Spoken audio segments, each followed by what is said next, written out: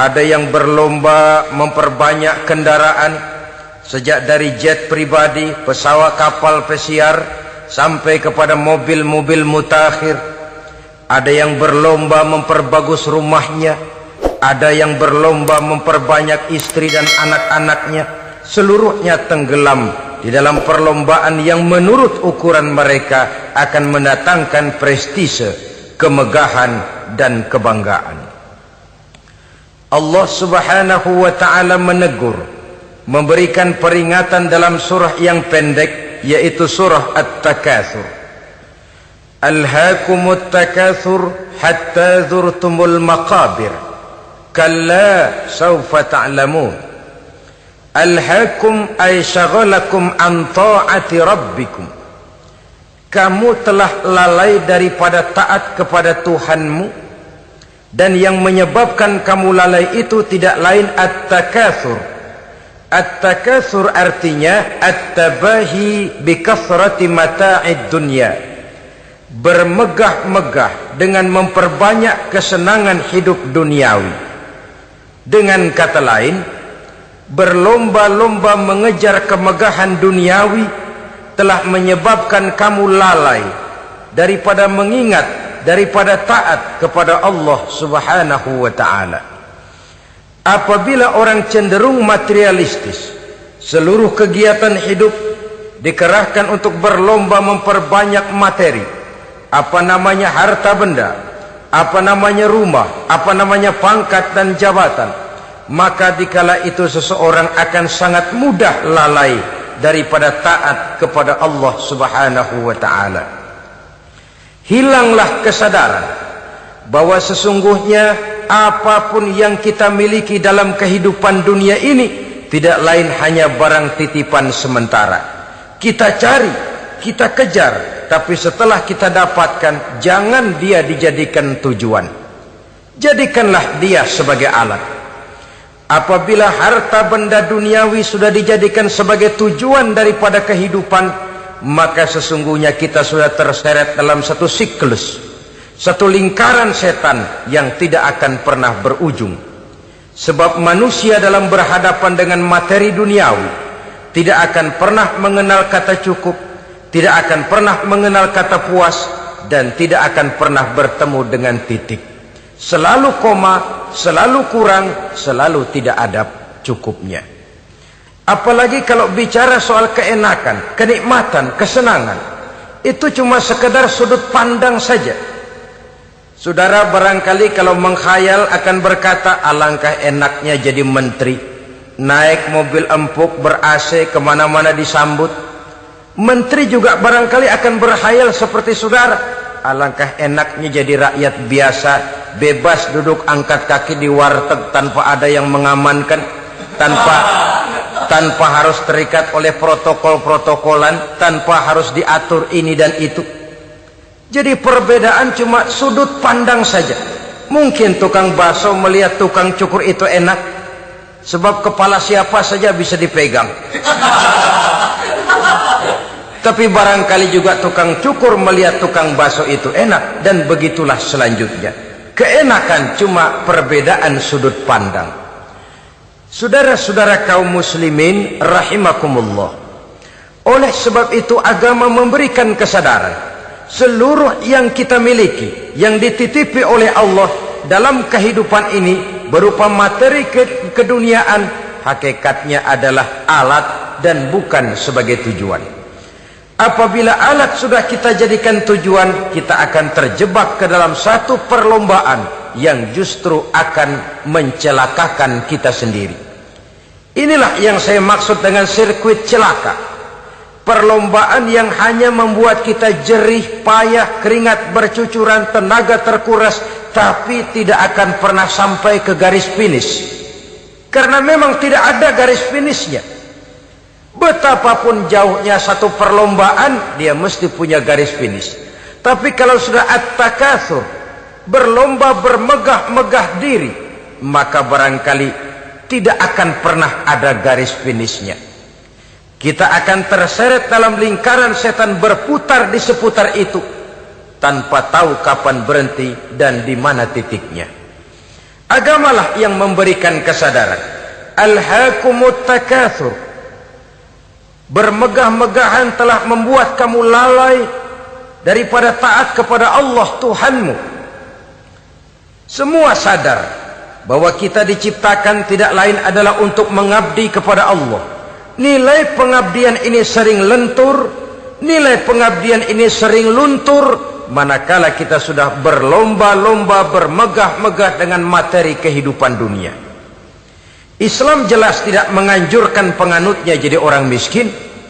Bahkan Imam Ali karramallahu wajhah pernah mengatakan, kemiskinan bisa menyebabkan kekufuran. Ayat yang pertama turun juga kita tahu, Iqra, baca olehmu.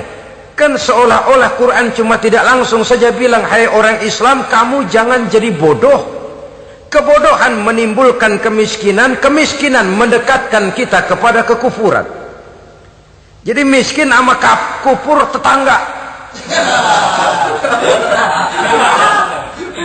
Artinya dalam kondisi miskin,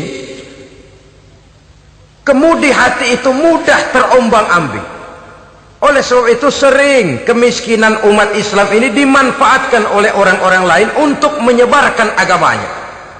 Padahal agama adalah soal keyakinan yang tidak mungkin ditunjang dengan supermi, ditunjang dengan beras, pakaian, obat-obatan, beasiswa. Agama adalah soal keyakinan. Keyakinan adalah soal kebenaran, dan kebenaran itu adalah milik bersama. Tujuan diciptakannya manusia tidak lain adalah untuk melaksanakan ibadah.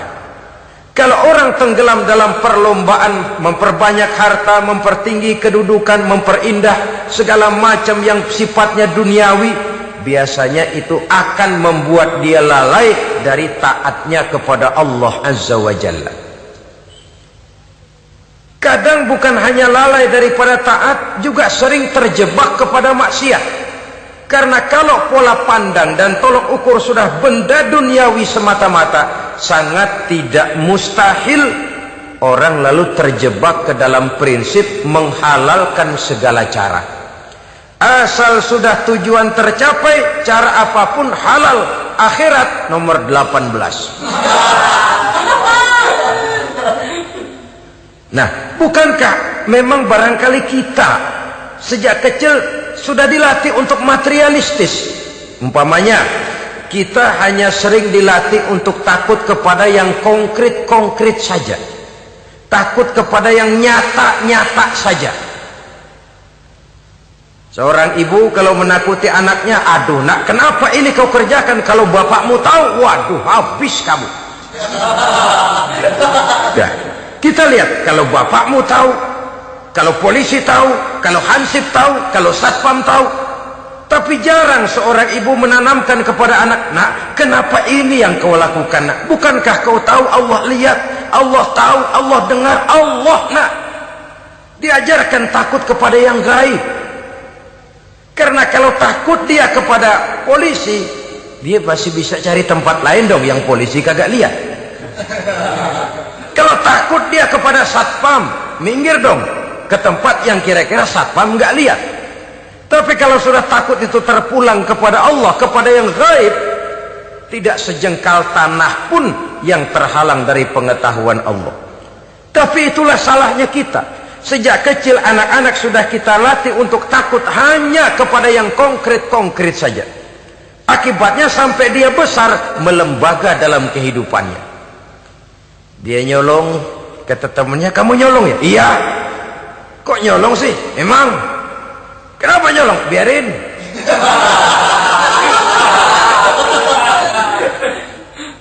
Kamu kan tahu Allah lihat? Tahu. Kenapa nyolong juga? Biarin. Asal orang jangan lihat. Kalau Allah mah lihat, dia kagak ribut. Allah nggak ribut katanya.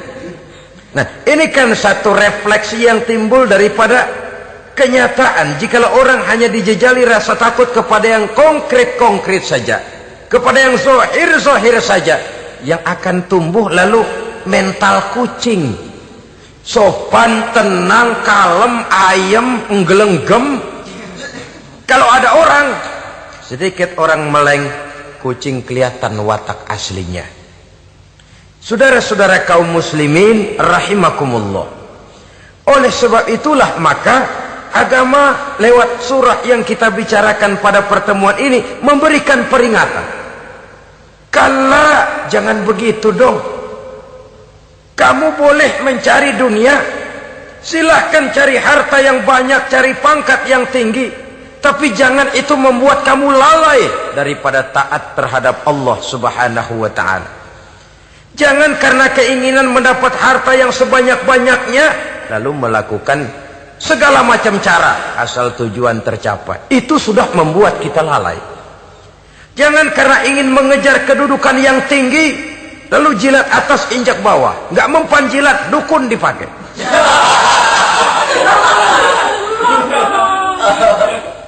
Itu kan sudah membuat kita lalai.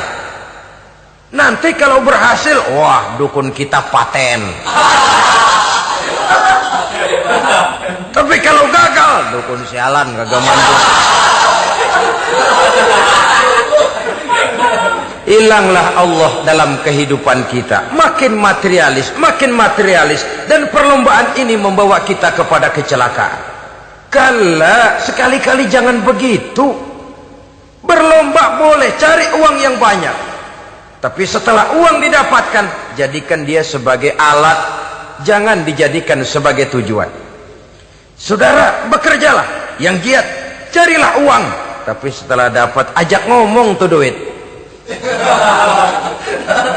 Bagaimana ajak ngomongnya? Gini, duit, setengah mati gue nyari lo duit lo. Sore, pagi, siang, malam, peras keringat, banting tulang kaki jadi kepala, kepala jadi kaki, nyariin lo duit. Sekarang kamu sudah saya dapatkan, kamu milik saya duit. Karena kamu milik saya, jadilah kamu budak saya. Jangan saya yang jadi budak kamu. Ini idealnya. Kamu harus jadi budak saya, jangan saya yang jadi budak kamu. Nyatanya kan ada orang nyari duit, setelah duitnya banyak dibudakin oleh duit. Dia sendiri tidak bisa merasakan kesenangan daripada duitnya, konon lagi orang lain. Mau ke pasar ngitung 16 kali. Naik bajai 1000 itu kalau ratusan semua 1000 lembar. Hitung mendingan jalan kaki. Jalan kaki tengah hari bolong panas, kan dibudakkan oleh uang. Cari karier, kejar pangkat, kejar kedudukan. Setelah ditemukan itu, jadikan dia sebagai alat, jangan dijadikan tujuan. Pangkat kau milikku, karena kau milikku kau harus jadi budakku, jangan aku yang jadi budak kau pangkat. Satu saat dia harus lepas dari kita, jiwa ini lapang. Kenapa? Dahulu pun ketika lahir ke dunia tidak ada pangkat yang kita sandang. Dahulu pun ketika lahir ke dunia tidak ada harta yang kita bawa. Jadi harta itu, pangkat itu, kedudukan itu ada dalam hati, tapi tidak berurat dan berakar. Kalau dia berurat dan berakar dalam hati, berat misah sama harta itu. Berat. Sekedar ngasih fakir miskin cepet juga berhitungnya 17 lembar.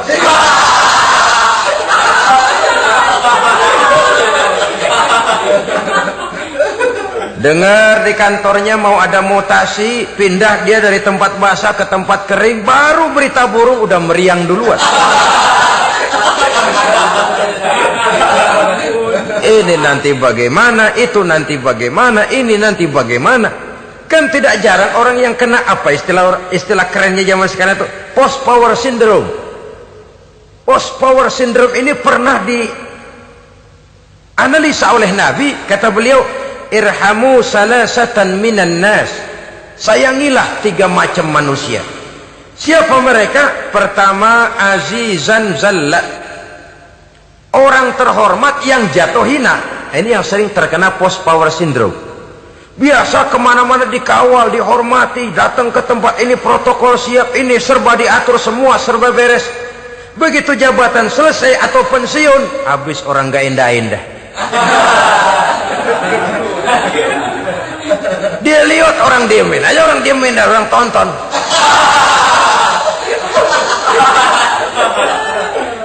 Ini kalau nggak kuat mentalnya, itu kena post power syndrome. Akibatnya ya bisa jantungan, bisa leper, bisa darah tinggi. Ya penyakit-penyakit yang zaman dulu kita nggak kenal. Ini kan makin banyak dokter, makin maju ilmu kedokteran, makin aneh penyakit. Saudara hadirin yang saya hormati, post power syndrome. Kena apa yang dinamakan frozen emotional attitude. Tidak kuat menghadapi kenyataan. Azizan zalla, orang terhormat yang jatuh hina, itu sangat perlu dikasihani. Yang kedua, ghaniyan qad iftaqar, orang kaya jatuh miskin. Ini juga sama.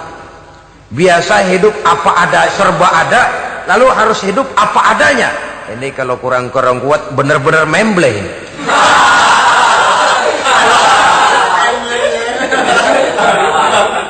Kalau tidak kuat mentalnya, biasa hidup serba enak, serba nikmat, cuma kerjanya neken cek, main apa itu kredit card, macam-macam fasilitas dipunyai, tahu-tahu jatuh bangkrut, jatuh miskin. Kalau tidak fondasi agamanya kuat, bisa gantung diri, bisa bunuh diri, bisa frustasi, bisa terkena psikosomatik, tekanan jiwa mempengaruhi faktor biologis. Timbullah tekanan, terjadilah penyakit aneh-aneh. Al-ghaniyan qad iftaqara, orang kaya jatuh miskin, itu perlu dikasihani. Yang ketiga, wa faqihan yal'abu bihil juhal, ahli fikih tapi dipermainkan oleh orang-orang bodoh. Hanya kebetulan orang bodoh itu punya kekuasaan. Hukum bisa dipesan.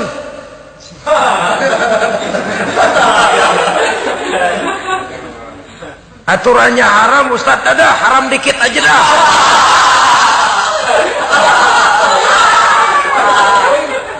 Sibuklah tuan fakih ini, ahli fikih ini mencari dalil kebet sana kebet sini supaya yang tadinya haram benar bisa jadi haram sedikit. Padahal yang minta ini orang bodoh, tidak ngerti agama. Cuma karena punya kekuasaan dipermainkan oleh orang yang fakih. Orang yang fakih ini dipermainkan. Kasihan orang yang seperti itu.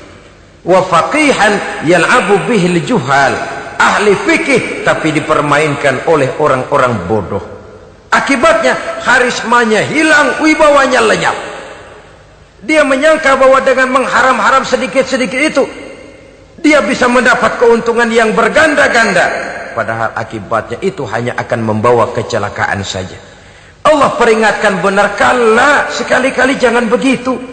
Cari uang yang banyak silahkan, ngejar kedudukan yang bagus boleh, bikin rumah yang hebat silahkan, ada kendaraan bagus silahkan, tapi jangan sampai kamu terjebak kepada sirkuit celakai, perlombaan yang tidak ada garis finishnya. Sering dicontohkan orang menghayal, melamun. Kamu kenapa nggak mau ibadah? Lah bagaimana mau sembahyang, saya di Jakarta masih ngontrak.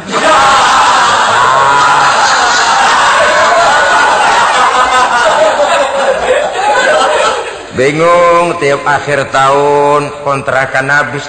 Kalau punya rumah sendiri walaupun kecil-kecilan, tenanglah saya ibadah. Baiklah, oleh Allah diberikan rezeki, bisa bikin rumah walaupun kecil-kecilan. Sudah punya rumah sendiri, belum juga ibadah, apalagi mulur lagi. Habis bagaimana mau sembahyang, rumah kecil banget, pinggir kali, asal hujan bocor ya.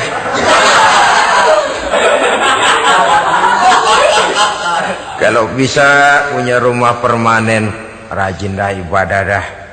Iyalah, diberikan rezeki, bisa bikin rumah besar, kamarnya banyak, halamannya luas. Kendaraan belum ada, perabotan belum lengkap. Sudah ada kendaraan, belum kayak orang-orang. Sudah kayak orang-orang, masih sama dong, kudu di atas. Kapanlah selesainya? Kala, sekali-kali jangan begitu. Jangan kamu mengumpulkan harta bermegah-megah membuat kamu lalai dari taat kepada Tuhanmu. Engkau tinggalkan rukuk dan sujud, engkau jauh dari masjid, engkau kering dari kehidupan beragama. Sebab itulah maka pembangunan fisik material tidak bisa dipisahkan dengan pembangunan mental spiritual. tidak hanya cuma dalam teori, tapi juga harus dalam praktek. Selalu pembangunan yang hanya mengarah kepada fisik material, jauh dan kering dari agama, hanya akan melahirkan manusia-manusia materialistis yang terjebak di dalam sirkuit celaka perlombaan yang tidak pernah mengenal garis finish. Sebab itu agama mengajarkan, orang kaya itu siapa sih? Yang banyak duit? Belum tentu. Yang kebunnya di mana-mana ngebelatak? Belum tentu. Yang pabriknya selebar-lebar? Belum tentu. Yang punya segala macam peternakan, dari peternakan gajah sampai peternakan kutu?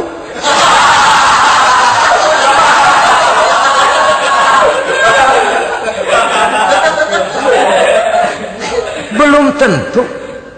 Agama memberikan tuntunan yang sangat luhur. Orang kaya itu adalah orang yang hidupnya cukup.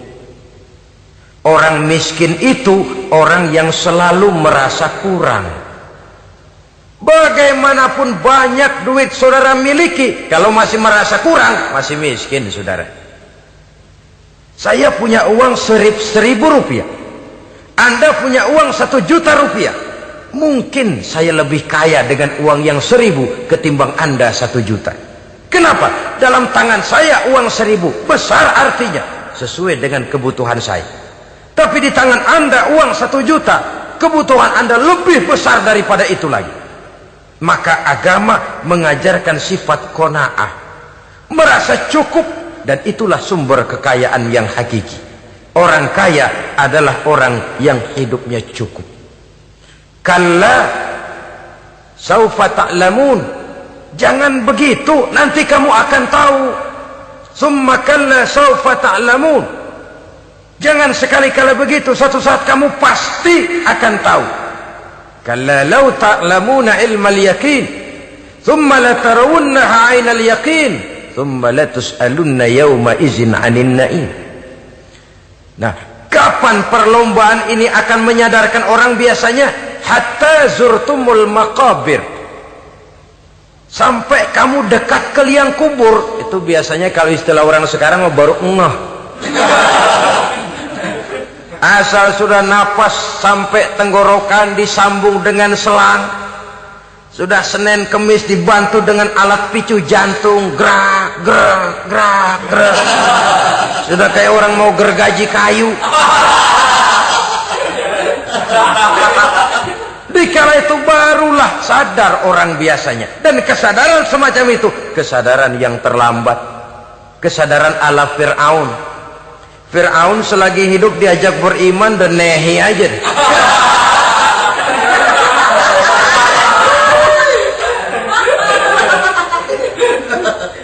Tapi ketika dia tenggelam di lautan merah bersama seluruh tentaranya, dikala napas hampir terputus, keluar ucapannya, amantu bi Rabbi Musa wa Harun. Aduh, kalau begini mah saya juga percaya kepada Tuhannya Musa dan Harun. Saya beriman kepada Allah. Lagi timbul tenggelam mau sekarat baru beriman. Hatta zurtumul maqabir, kamu telah lalai dari sebab bermegah-megah sampai kamu masuk ke liang kubur, dekat ke liang kubur. Kalimat zurtum di sini menjelaskan bahwa kubur itu tidak selamanya. Zurtum itu dari kalimat zaro ya zuru, berziarah. Orang berziarah kan sebentar. Ke kubur itu sama dengan berziarah kita di situ. Sebentar, tidak akan selamanya, tidak akan kekal dalam kubur. Bahwa kubur itu cuma satu halte dari sekian halte yang harus kita jalani. Hatta zurtumul maqabir ay mutum wa dufintum fil kubur, sampai kamu mati dikubumikan dalam kubur, barulah kamu sadar bahwa perlombaan itu hanya sia-sia, bahwa perlombaan itu tidak akan pernah mengenal garis finish, bahwa perlombaan itu akan membuat kamu celaka. Begitulah umumnya kebanyakan orang yang terjebak ke dalam paham materialis, baru menyadari kesalahan langkahnya pada saat napas sudah sampai di tenggorokan. Ternyata uangnya yang miliaran rupiah tidak sanggup menyambung nafasnya. Ternyata kendaraan yang serba mewah berkilat tidak sanggup meneruskan kehidupannya. Ternyata pangkat jabatannya yang tinggi yang membuat dia menyebabkan temannya jadi lawan, lawannya jadi teman, tidak akan sanggup menghentikan sang malaikat maut. Kalau keadaan sudah begitu, baru sadarlah kita terlambat. Karena saat seperti itu akan dihadapi oleh setiap orang. Kala, jangan begitu. Sadarlah kamu bahwa kalau sudah dekat ke liang kubur kamu baru insaf, itu terlambat. Sebelum nafas sampai di tenggorokan, pintu tobat masih selalu terbuka. Tapi manakala nafas sudah sampai di tenggorokan, tertutuplah pintu tobat untuk orang yang bersangkutan. Oleh sebab itu, perlombaan dengan bermegah-megah terhadap materi duniawi, tolok ukur dan pandangan hidup yang terbatas kepada wujud benda semata-mata, memang sering menyebabkan orang lalai, sering menyebabkan orang lupa diri, tidak sadar tentang hakikat yang terpenting dari kehidupan ini, yaitu tentang dari mana dia datang, di mana dia sekarang, dan kemana dia akan pulang. Sungguh, ilmu pengetahuan tidak akan pernah mampu menjawab persoalan ini.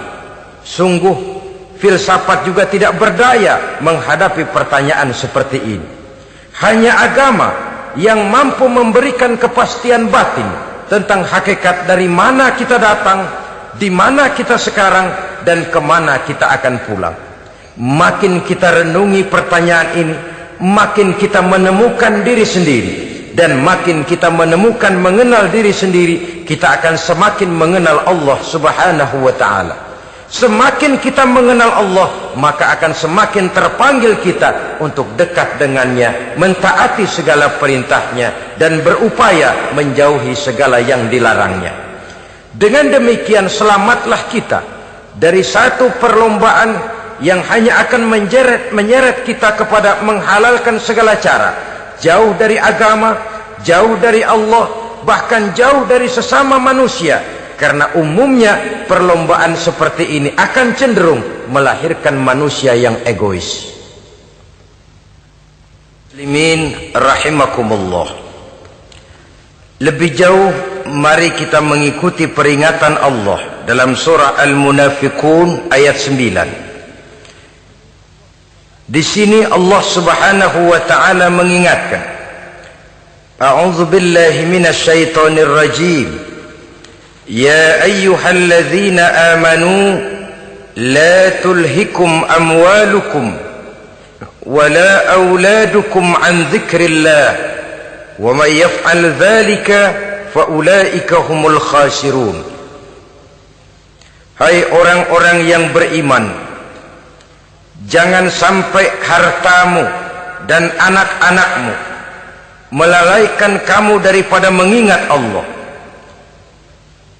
Wa may yaf'al dzalik, barang siapa yang melakukan hal seperti itu, fa ulaika humul khasirun, maka merekalah sesungguhnya orang-orang yang merugi.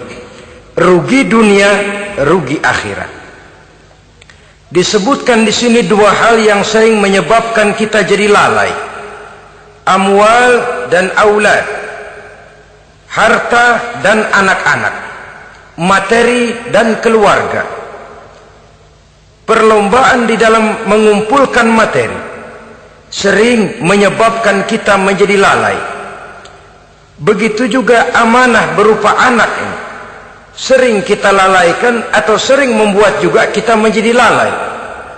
Kita lalaikan dalam arti bahwa keduanya, baik harta baik anak, merupakan amanah dari Allah. Setiap orang tua akan dimintakan pertanggungan jawab. Apabila kita lalaikan amanah ini, maka resikonya akan kembali juga kepada kita. Tapi satu hal yang jelas dalam ayat 9 surah Al-Munafiqun ini, bahwa perlombaan memperbanyak harta dan anak-anak yang masuk dalam kelompok at-takatsur itu tadi akan menyebabkan orang khasiru, termasuk ke dalam kelompok orang-orang yang rugi. Perlombaan yang hanya akan membawa kerugian semata-mata.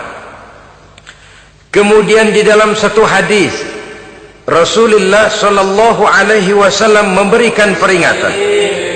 Beliau bersabda, "Iza azzamat ummati dinaran wa dirhaman, nuzi'at minha haibatul Islam. Wa iza tasabat ummati saqatat min ainillah. Wa iza turikatil amru bil ma'rufi wan nahyu 'anil munkari, hurimat alaihim barakatul wahyi." Ada 3 hal yang kalau kita kerjakan akan menimbulkan 3 macam akibat di dalam hadis ini. Pertama, iza azzamat ummati dinaran wa dirhaman. Apabila umatku sudah mengagung-agungkan dinar dan dirham, artinya kalau umatku sudah jatuh menjadi umat yang materialistis, segalanya diukur dari dinar dan dirham. Dinar dan dirham ini kalau bahasa Inggrisnya dokat.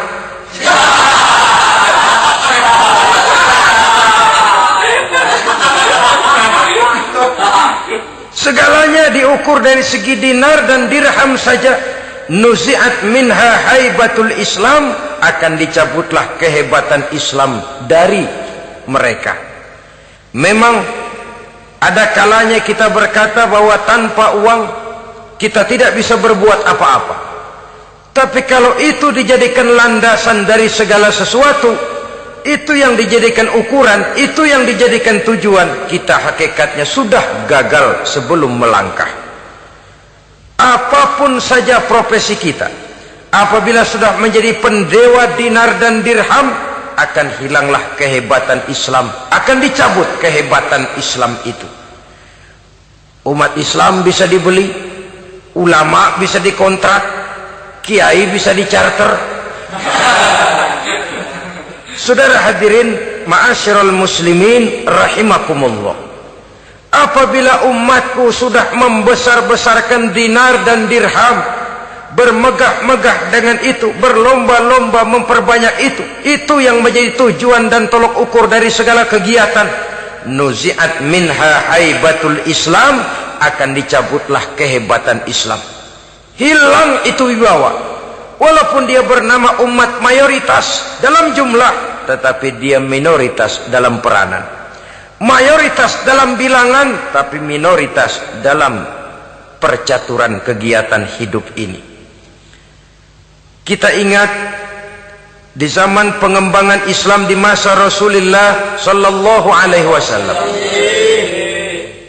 mereka berlomba-lomba mengorbankan dinar dan dirhamnya untuk kepentingan agama, bukan mengorbankan kepentingan agama untuk mencari dinar dan dirham. Kita di zaman sekarang sering terjadi penjungkiran nilai, terbalik yang kita amalkan. Nabi Ibrahim mengorbankan putranya Ismail untuk kepentingan agama. Kita sering sekarang ini mengorbankan kepentingan agama untuk anak-anak kita. Dulu anaknya yang dikorbankan buat agama, sekarang agamanya dikorbankan buat anak. Dulu dinar dan dirham dibelanjakan untuk menopang agama, sekarang agama dijadikan alat untuk mencari dinar dan dirham. Saudara-saudara kaum muslimin rahimakumullah, memang apabila dinar dan dirham digunakan untuk penyangga perjuangan, itulah idealnya. Saya katakan tadi, dinar, dirham, uang, dunia cuma sekedar alat, bukan sekedar tujuan. Kita memerlukan alat ini. Membangun pesantren tidak cukup dengan semangat. Membangun rumah sakit Islam tidak cukup dengan pidato. Membangun masjid tidak cukup dengan semangat menggebu-gebu. Kita perlu semen, kita perlu pasir, kita perlu batu kali, kita perlu besi, dan itu semua beli. Tidak turun dari langit seperti turunnya embun di waktu pagi. Tidak mungkin rumah sakit Islam muncul ke permukaan hanya dengan sim salabim abracadabra.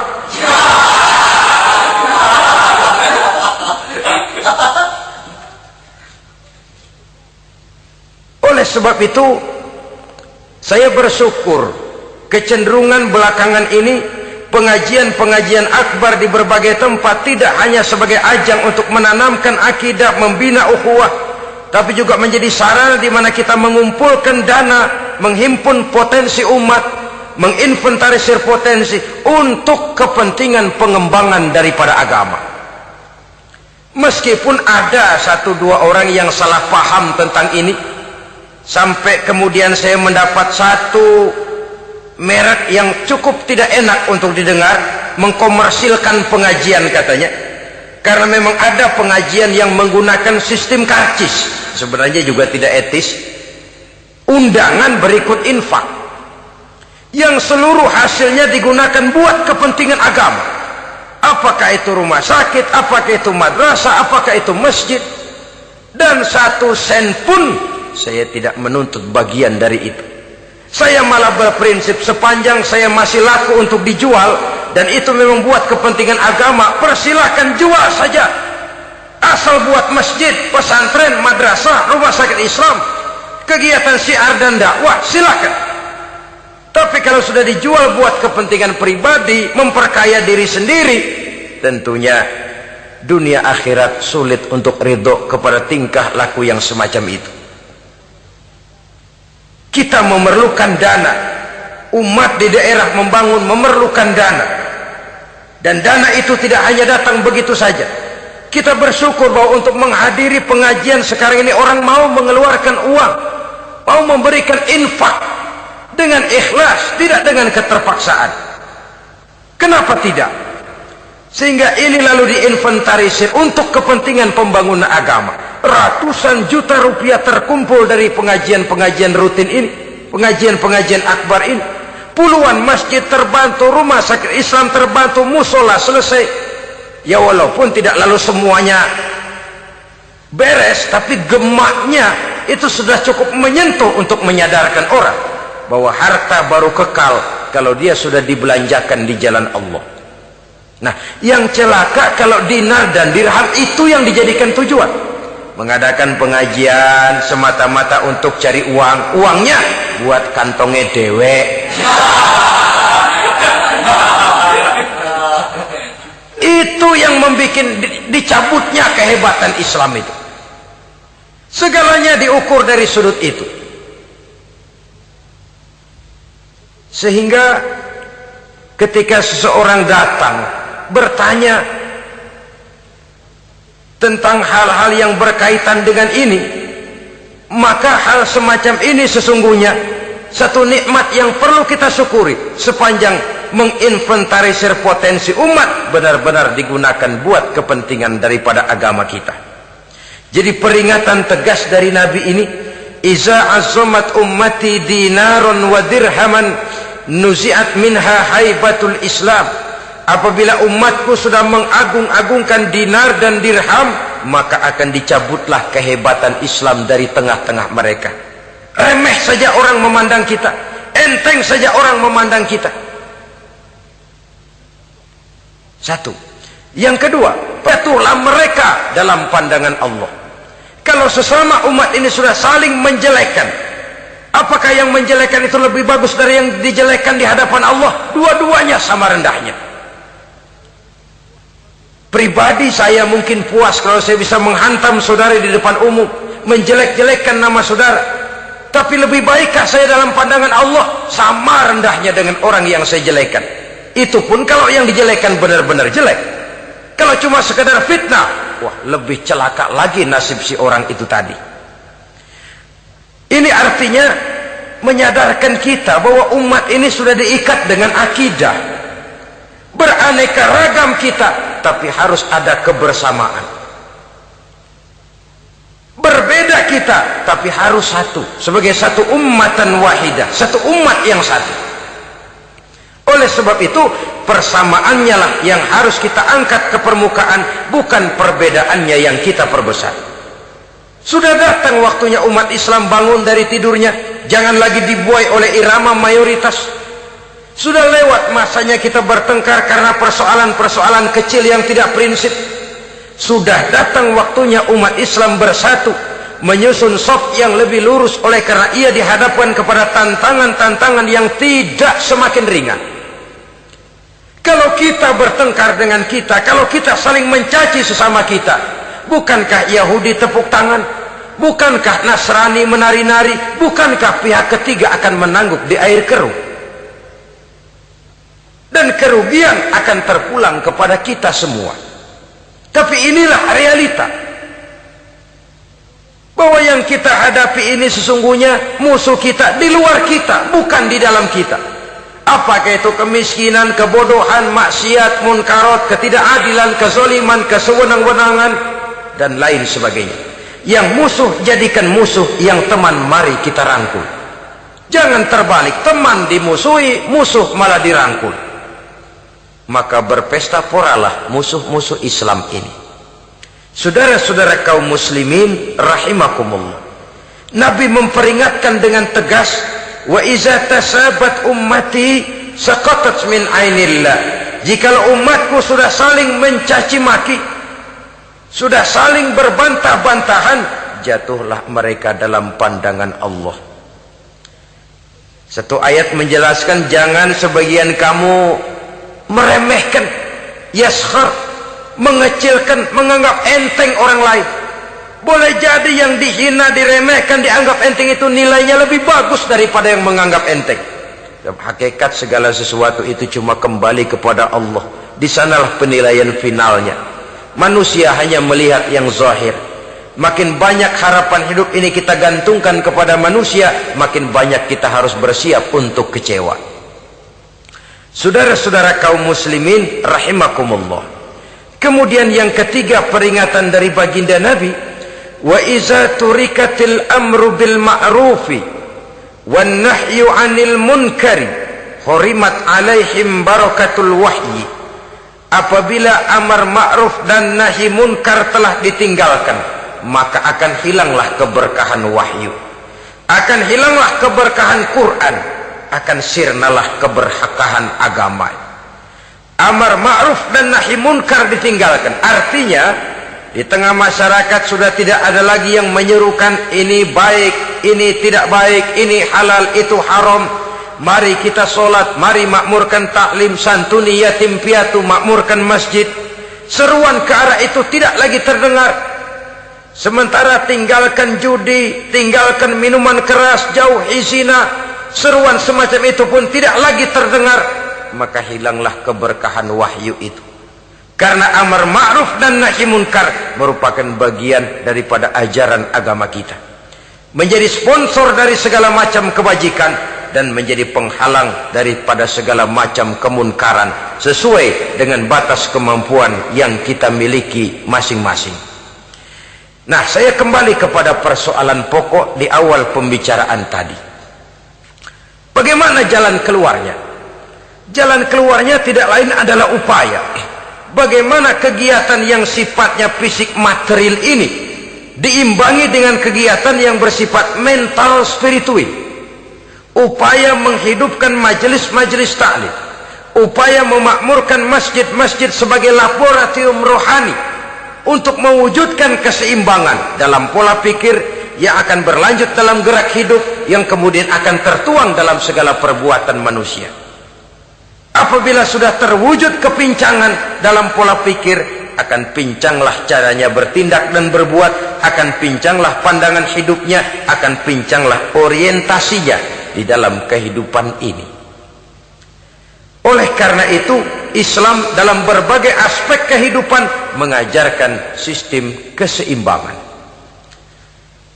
Mencari harta boleh, tapi tidak boleh keluar dalam kerangka fastabiqul khairat. Berlomba-lomba silakan, tapi untuk kebaikan, bukan untuk bermegah-megah, bukan untuk menumbuhkan gengsi, bukan untuk meninggikan prestise dan harga diri, tapi fastabiqul khairat, berlomba-lomba di dalam mengejar kebajikan, di dalam menyebarkan kebaikan. Bukan sekedar berlomba-lomba, tapi tolong menolong, bantu membantu. Ta'awanu 'alal birri wat taqwa wala ta'awanu 'alal ismi wal udwan. Bertolong-tolonganlah kamu di dalam kebaikan dan takwa, jangan bertolong-tolongan di dalam perbuatan dosa dan permusuhan. Kerjasama di dalam kebaikan, kerjasama di dalam ketakwaan. Ada satu contoh yang menarik bahwa umat Islam di dalam ia menjalin kebersamaan itu harus seperti orang main sepak bola. Saudara lihat, orang main sepak bola, kalau pertandingan belum dimulai, silahkan kumpul di luar lapangan, atur strategi yang baik. Tapi kalau pertandingan sudah dimulai, turun ke lapangan hijau, jangan kumpul terus. Masa ada sepak bola gotong royong, groyok ke sana, groyok ke sini, ya kalah terus. Harus ada yang jadi penyerang tengah, kan begitu toh sepak bola. Harus ada yang jadi kiri luar, kanan dalam, striker, back, penjaga gawang. Yang penting kerjasama, teamwork, lalu mampu menciptakan operan-operan. Yang jadi back jangan ngiri sama yang jadi penyerang tengah. Jangan hasut, sebab bagaimanapun juga andai kata si penyerang tengah berhasil menjaringkan bola ke gawang lawan, kan kemenangan bukan kemenangan satu orang, kemenangan satu kesebelasan, kemenangan satu tim. Ini yang sering terjadi, back ngiri sama penjaga gawang, lalu penjaga gawang ngiri sama penyerang tengah, penyerang tengah ngiri sama kiri luar. Ya kapan mau menggolkan ke gawang lawan? Kita ini satu kesebelasan, posisi boleh berbeda. Umat Islam itu harus ada yang jadi camat, lurah, bupati, gubernur, menteri, jadi jenderal, jadi konglomerat, jadi pengusaha, jadi teknokrat. Yang penting kerjasama, teamwork, mampu menciptakan operan-operan yang akurat. Diego Armando Maradona, enggak pakai dia, enggak. Itu katanya maha bintang, gagah, hebat, bintang lapangan hijau. Kapan Maradona hebat? Kalau ditunjang oleh 10 temannya yang lain, merupakan satu kesebelasan. Bagaimanapun hebatnya Diego Armando Maradona, kalau dia sendirian lawan satu kesebelasan, remek.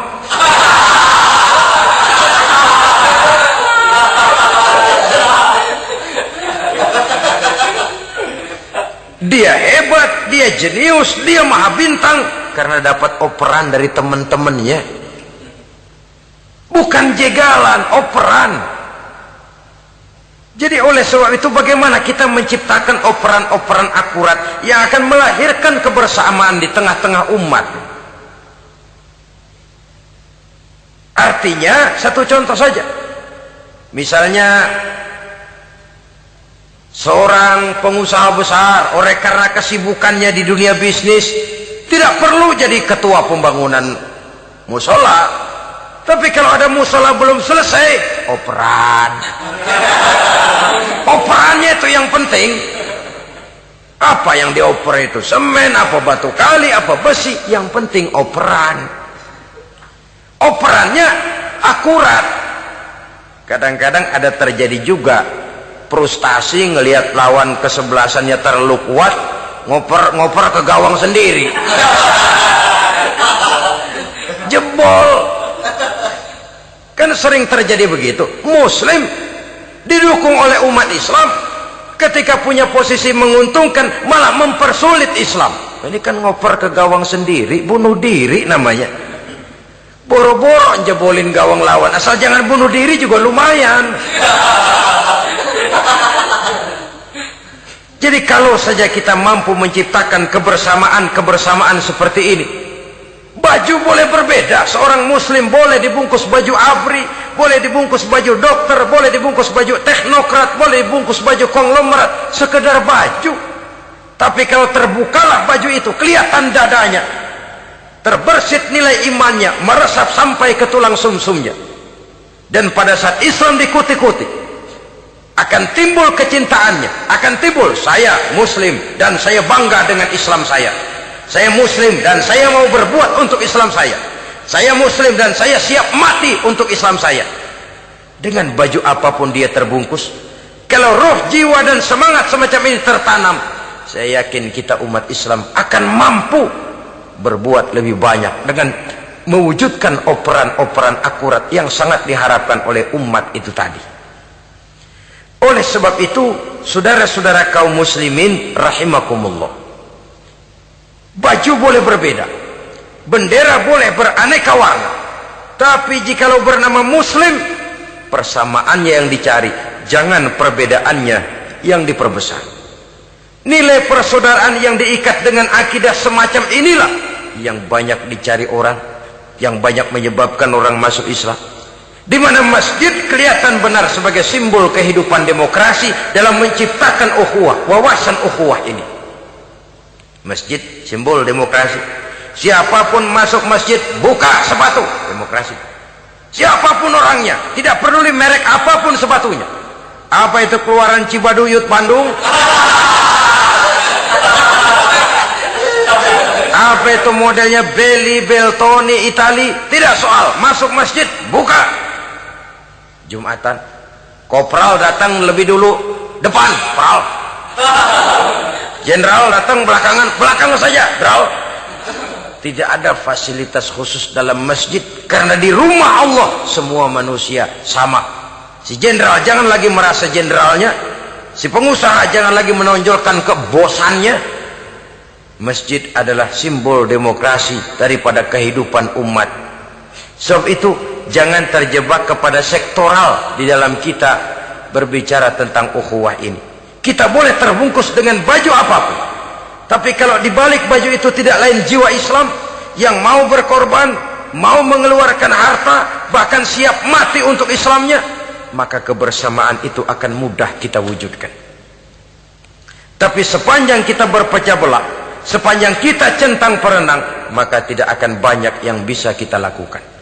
Satu-satunya perlombaan yang bukan hanya dibolehkan tapi bahkan sangat dianjurkan oleh agama, yaitu fastabiqul khairat, berlomba-lombalah di dalam kebaikan, berlomba-lomba di dalam memakmurkan masjid, berlomba-lomba di dalam menghidupkan majelis-majelis taklim, berlomba di dalam menegakkan yang ma'ruf dan menghancurkan yang munkar, berlomba di dalam menyantuni yatim piatu. Tapi prakteknya kan kadang-kadang terbalik. Kalau sudah kumpul, yang diakur-akurin, udah nambah kebon belum? Pabrik udah diperluas belum? Bisnis sudah sejauh mana? Belum pernah ada ketemu lalu kongko, masjidnya udah digedein ya? Jarang yang ngomong begitu. Madrasahnya sudah bagaimana? Sejauh mana? Mesti yang enak itu ya nyocok-nyocokin. Bagaimana rumahmu sudah? Bagaimana kendaraanmu? Bagaimana pesawatmu? Bagaimana Bukankah itu juga takasur? Dari obrolan kan nanti yang belum kan timbul panasnya. Gile dia udah beli gituan, gue belum. Timbul panasnya. Lalu berusaha, berlomba lagi, bersaing lagi, berlomba lagi, bersaing lagi. Walaupun persaingan perlu, karena tanpa persaingan orang jarang mikir. Hidup itu kalau nggak ada tantangan kan tidur kita. Orang hidup smooth gitu ya, jalan tenang, setenang ya, nggak maju orang itu. Orang itu baru bisa mengalami kemajuan kalau dia sudah dihadapkan kepada tantangan, gemblengan, gojlogan, fitnahan, hinaan, caci maki. Persaingan itu perlu supaya orang mikir. Kalau mikir dia berbuat, kalau dia berbuat dia bisa maju. Tapi persaingan yang sehat, bukan persaingan yang lalu menimbulkan fitnah, menghancurkan nama baik orang lain, yang dilatar belakangi oleh sifat hasud, dendam, iri hati, lalu menghalalkan segala cara. Tidak, bukan itu. Persaingan yang sehat ini akan menjadi alat picu agar orang lalu berlomba di dalam kebaikan. Satu-satunya perlombaan yang bukan hanya boleh tapi bahkan sangat dianjurkan oleh agama, berfastabiqul khairat, berlomba-lomba di dalam berbuat kebaikan. Berlomba-lomba membangun masjid bukan berarti di sebelah masjid bangun masjid lagi, bukan. Kadang-kadang karena ada fastabiqul khairat, berlomba-lomba, nggak apa-apa dah. Di sebelah masjid bikin lagi masjid. Akhirnya azan perlombaan main kenceng-kencengan. Bukan itu yang diinginkan tentu, bukan itu. bagaimana memakmurkan masjid, bagaimana memfungsikan masjid, bagaimana membina umat dan lain sebagainya. Jadi pembicaraan ke arah itu akan menimbulkan rangsangan untuk berlomba di dalam kebaikan. Kalau dia kok bisa menata masjidnya sampai makmur, jamaah senang datang ke sana, anak-anak muda betah di masjid, kenapa saya tidak? Apa konsepnya? Nah, ini kan berlomba, tapi berlomba dalam kebaikan. Kalau dia bisa menghimpun anak-anak muda lalu diarahkan kepada jalan yang positif, kenapa saya tidak bisa? Dia punya potensi yang saya juga punya. Berlomba di dalam kebaikan. Perlombaan semacam ini akan memberikan ketentraman karena jalan yang ditempuh jalan ibadah. Tapi kalau perlombaan materi, at-takasur tadi, yang timbul bukan ketentraman, panas. Karena panas, udah dekat, panas kan tetangganya hasud, dengki, iri hati, sakit, demam, orang lain maju, meriang. Lah kalau sudah begitu, hasud yang jadi bisikan hati, ya sudah, segala macam cara dilakukan untuk menjatuhkan orang lain. Dan itu sudah bukan lagi persaingan yang sehat. Saudara-saudara kaum muslimin rahimakumullah. Oleh sebab itu kita tutup pertemuan singkat kali ini dengan satu kesimpulan, bahwa harta adalah sekadar alat, bukan tujuan di dalam kehidupan. Tanpa harta barangkali orang sulit untuk bahagia, tapi harta semata-mata tidak merupakan jaminan bahwa orang lalu akan bahagia. Termasuk di dalam kata harta ini pangkat, jabatan, kedudukan, anak, istri, keluarga, rumah, tanah, pabrik, kebun, peternakan, dan lain sebagainya. Perlombaan yang dianjurkan di dalam agama adalah perlombaan untuk berbuat kebaikan. Maka masalahnya sekarang, bagaimana kita memanfaatkan harta ini untuk sebanyak-banyak kebaikan yang bisa kita lakukan. Semoga kita mampu melakukannya dan kita tidak termasuk dalam orang-orang yang celaka yang lantaran bermegah-megah dengan kesenangan dunia saja. Terima kasih atas segala perhatian, mohon maaf atas segala kekurangan. Usikum wa nafsi bitaqwallah. Wassalamualaikum warahmatullahi wabarakatuh.